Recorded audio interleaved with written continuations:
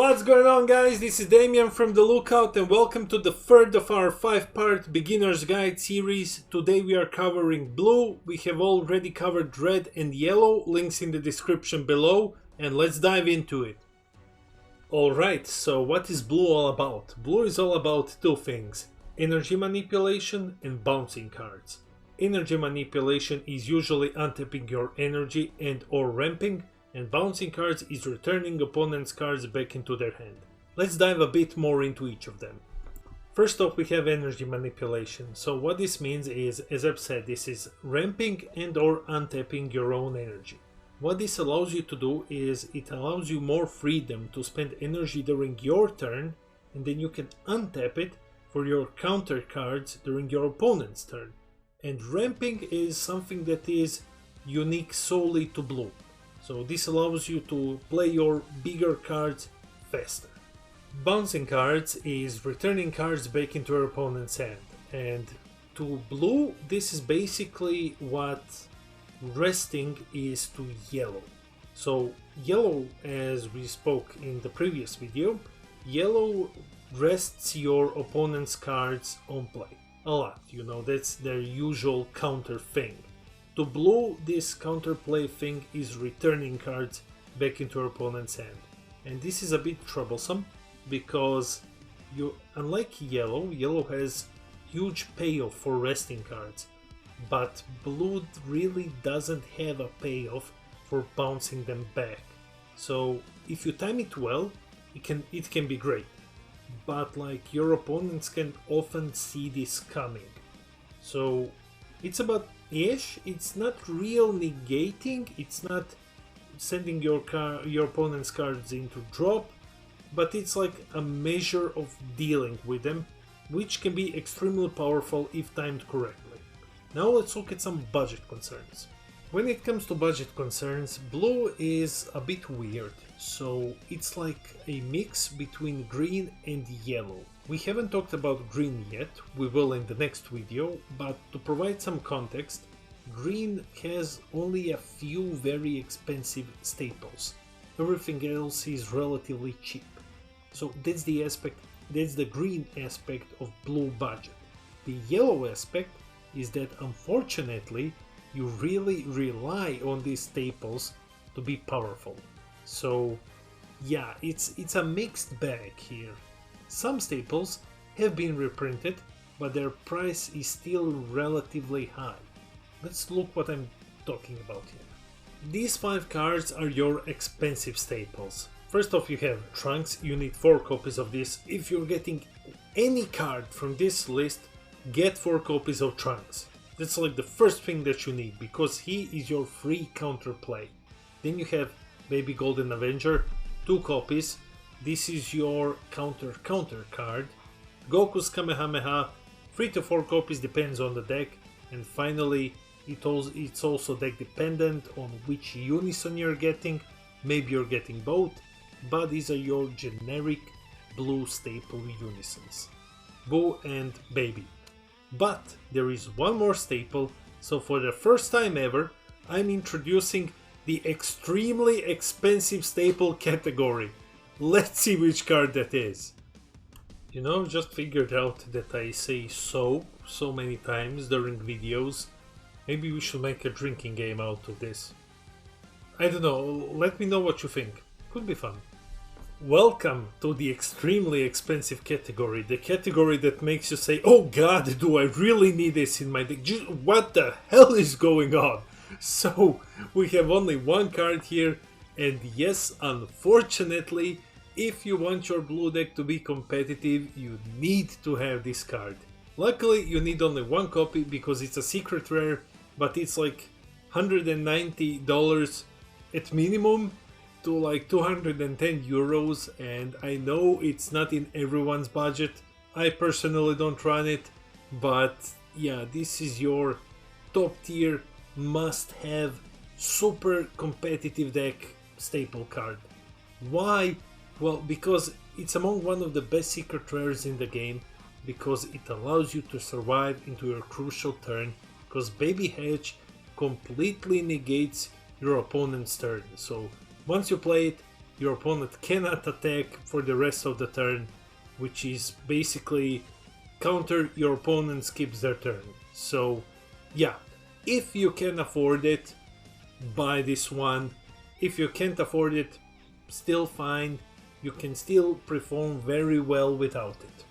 Now let's look at some budget staples. Now I've just shown you all of these super expensive cards, and I get what you're thinking. You're probably thinking, okay, Damian, can I create a cheap blue deck? And yes, you can, because these budget staples are super effective and super cheap. For your counters, Dimensional Magic, Heroic Prospect reprinted into the ground, and Chill's Army, free counter that creates a blocker. You can use all of these. Super combos, Vegeta if you want to draw cards, Xeno if you're concerned about other things. Extra card, Senzu Bean. Senzu Bean is so good that some colors are splashing blue only because they want to play Senzu Bean. That's how insane this card is. And finally, battle cards. These are all generic, powerful blue battle cards. Some of them have been reprinted. Obuni and Android 17 have been reprinted, and these other two came out together in set 14, and they're super cheap. So yes, you can build a very cheap blue deck only with these budget staples.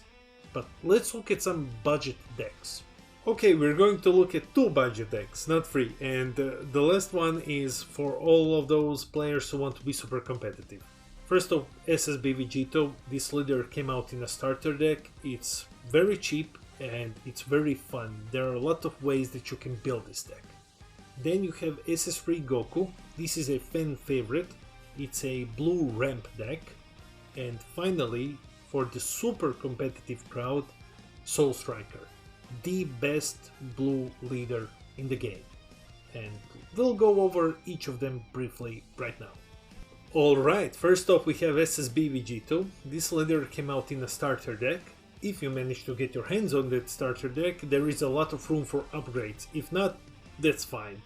Basically, it's a blue unison focused leader, which you can build in a large variety of ways. You can play it with like unisons and blockers. You can mix it with yellow or green or some other color. You can play blue Saiyan package. You can play mid-range, you can play aggro. There are a lot of builds with this leader, and the leader itself is relatively cheap depending on the build. I suggest to all of you to go to Deck Planet, enter SSB Vegito as the leader, and check out various builds to see which one would suit your playstyle the best. Next on our list, SS3 Goku. This is one of the crowd favorite decks. It's a ramp deck which is very budget-ish. It's a good stuff deck, so you're playing good blue cards. That's the easiest way to explain it. You're basically playing good generic blue cards.